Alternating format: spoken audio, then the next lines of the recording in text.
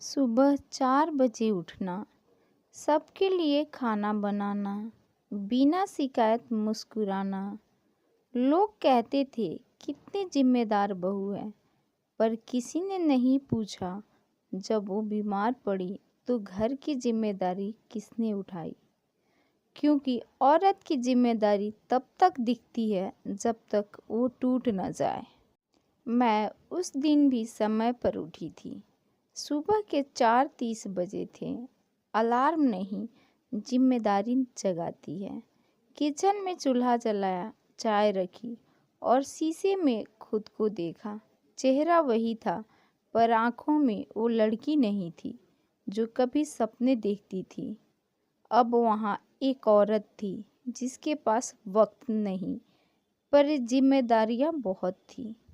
मेरी शादी को 7 साल हो चुके थे। लोग कहते थे किस्मत वाली है, घर अच्छा मिला है, पर किसी ने ये नहीं पूछा उस घर में उसकी जगह कहाँ है। मैं बहू थी, पत्नी थी, कभी कभी माँ भी, पर खुद की औरत कभी नहीं थी।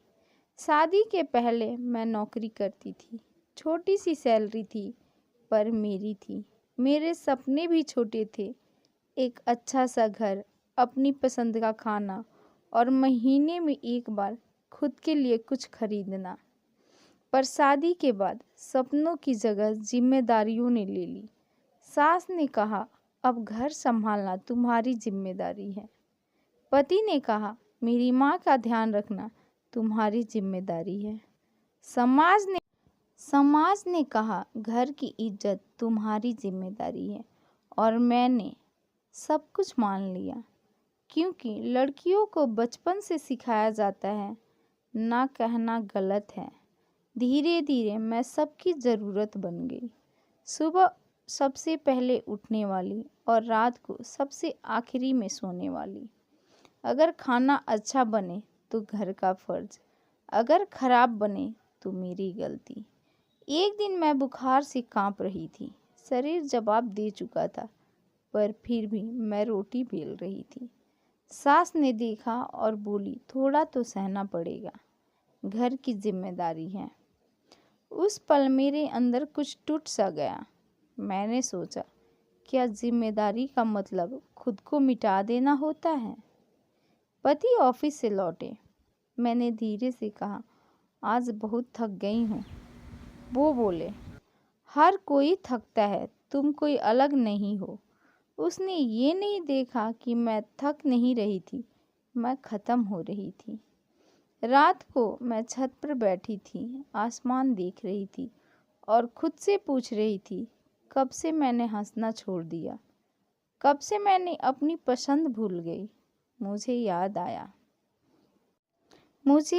आया शादी से पहले मैं लिखती थी कहानियाँ, पर अब कलम तक उठाने का वक्त नहीं था, क्योंकि जिम्मेदारी के हाथ बहुत लंबे होते हैं। एक दिन माँ का फ़ोन आया। उन्होंने पूछा, बेटा खुश है ना? मैं चुप रही। माँ सब समझ गई। उन्होंने कहा, बेटी, जिम्मेदारी निभाना अच्छी बात है, पर जिम्मेदारी बन जाना नहीं। उस दिन मेरी आंखों से आंसू गिरे। पहली बार किसी ने मेरे लिए सोचा था। कुछ दिनों बाद मेरी तबीयत फिर बिगड़ी। डॉक्टर ने साफ कहा, अगर अब भी खुद का ख्याल नहीं रखा तो बहुत देर हो जाएगी। घर में कोई नहीं बोला, क्योंकि बीमार होना भी मेरी जिम्मेदारी थी। उस रात मैंने फैसला किया। मैंने पति से कहा, मुझे फिर से नौकरी करनी है। वो हंस दिया, अब ये सब ड्रामा मत करो। मैंने पहली बार आंखों में आंख डालकर कहा, ड्रामा नहीं, जिंदगी मांग रही हूँ। कमरे में सन्नाटा छा गया। अगले दिन मैंने रिज्यूम निकाले, पुरानी डायरी खोली, कलम उठाई। हाथ कांप रहे थे, पर दिल मजबूत था। घर में बातें होने लगी, ये बदल गई है, जिम्मेदार नहीं रही। पर किसी ने ये नहीं सोचा, वो पहले ही बहुत जिम्मेदार थी, इतनी कि खुद को खो बैठी थी।